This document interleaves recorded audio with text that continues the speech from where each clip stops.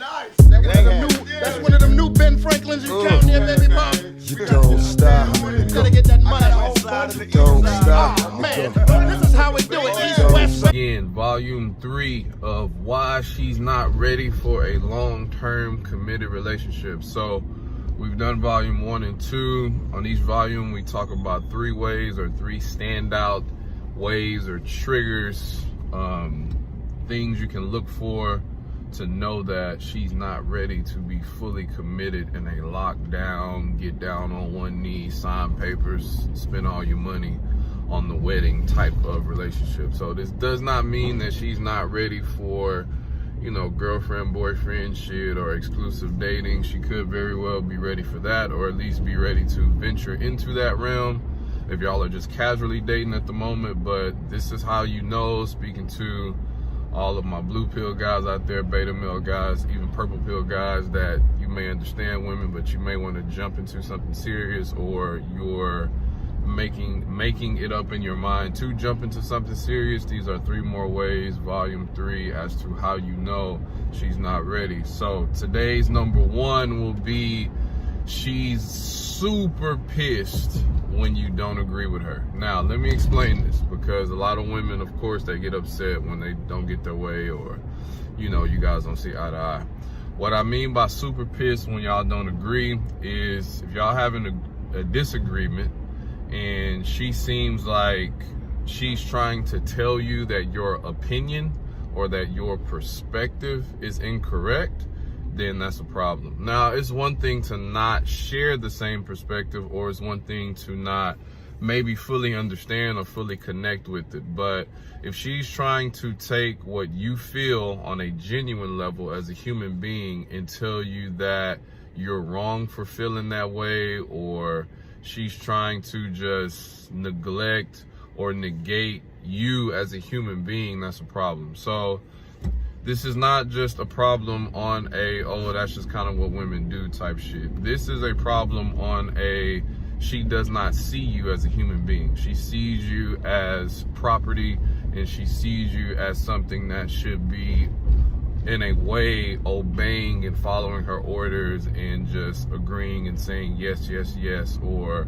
being compliant to what she views or what she sees or deems as acceptable. So you're going to have disagreements in relationships, in any relationship, personal, business, you know, man to man, man to woman, woman to woman, whatever. But if you're dealing with someone who every time you guys don't see eye to eye, she's pouting, she's trying to blow up the spot, she's calling you out your name, or excuse me, she's trying to make you feel less of a human being, or she's trying to make you feel like you're the worst person in the world for having your own viewpoint or own perspective, then this ain't gonna be somebody that you want to deal with long term. Or she has a lot more self-development and self-awareness to go through before she's ready for something long term. So you may need to see about finding somebody else, keeping it real.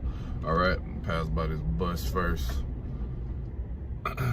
Never mind, I got stopped before I could get to the bus. So anyway, number 2 that she's not ready is that she attempts to monitor your activities, homie. So this may not be something that stands out or just jumps off the page at you at first, but over time, of course, especially as men, when you settle into your relationship or into your dating phase, there's certain things that women kind of do that tend to be kind of mom-like or kind of naggy, or kind of like she's trying to monitor you, like, all right, bitch, you need to fuck out the way, you know? So if she's trying to monitor your activities, this is further than her just asking you what your plans are or wanting to know what you have going on for the day.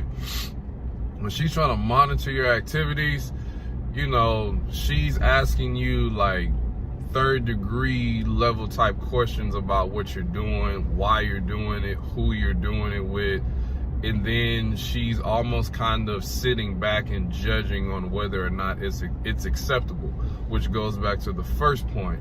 So you never want to be in a position where a woman is kind of looking over you and managing your activities to deem whether or not they are acceptable or compliant. If you're dealing with somebody like this, you need to find a way to get your shit out of there. If y'all living together, find a way to move the fuck out and go find somebody else or be by yourself, man, because it's not fucking worth it. You don't want a proctor, all right? You don't need a manager.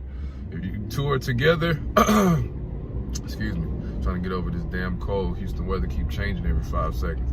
If you two are together, it is okay for her to manage things in you two's lives. It's okay for her to help you manage bills or maybe even manage money or household duties, or if you have kids together, manage the kids and different activities and events and that type of shit.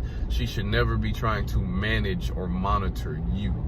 That's the problem, all right? And too many guys fall into this trap of thinking that's okay, and then they're unhappy and they don't know why. They have this nasty gut feeling, you know, when their woman is asking them questions or kind of managing their life, and they have a problem with it, but they've been taught and groomed that this is an okay thing to do, this is an okay thing to feel, and I'm here to tell you that it's not. So cut that shit out if it's happening, or find a way to get out of there if it is a completely unhealthy situation for you, and find something else to do and find somewhere else to be, because it's not worth it, man. All right. Oh man, I can barely fucking talk. I need some more medicine. All right, and number 3. Today's number 3 is that she has sketchy communication. So what do I mean by sketchy communication? Communicating and talking are 2 different things. Just because she talks a lot doesn't make her a good communicator. What I mean by communication is that if she cannot express her point without either becoming 1, shut off, or 2, turbulent, she has terrible communication skills, all right? So if she's trying to explain something to you, or if she's talking to you, or if she's texting you or whatever, and things are not quite going her way, or she feels as though she's not receiving the results she wants, or she's not really getting her point across, if she has poor communication skills, she'll either shut down and not want to talk at all, she'll want to just discontinue communication, or she'll get really upset and really turbulent that she can't get her point across, and then you guys never really come to an agreement or understanding as to what it is that she wanted to say to you, or needed to say, or needed to get off her chest, etc. All right, so another poor communication skill too is going to be via text. So if you notice that she's terrible at texting back, or she takes her forever to text back, or when she does text back, it's not really thorough, she's not really getting a point across again, or if you notice that she's always on her phone and she's a lot more active on social media but not so active in you guys' communication, that's something to take note of. This is somebody with poor communication skills who can only really see things in the short term, and they really struggle to see how things build up over time and affect a situation on a communication level. So to this person, communication are literally just highlights in time, and they haven't really developed a thorough, intuitive, or efficient communication style that resonates outside of social media, or outside of what they feel, or outside of what happens in their head. So if you're dealing with someone who's always on the phone, always on social media, but you notice that they have a really hard time communicating their points, they have a really hard time, you know, texting back in regards to you two's relationship, or they have a really hard time expressing their points in general, this is somebody that has really poor communication skills. So you might want to get the fuck up out of there on that one too. All right, so this is volume 3 of She's Not Ready for a Super Long-Term Committed Drop Down on One Knee, Spend 5 months of your hard-earned money on a wedding ring type of relationship. All right, see y'all later. Peace.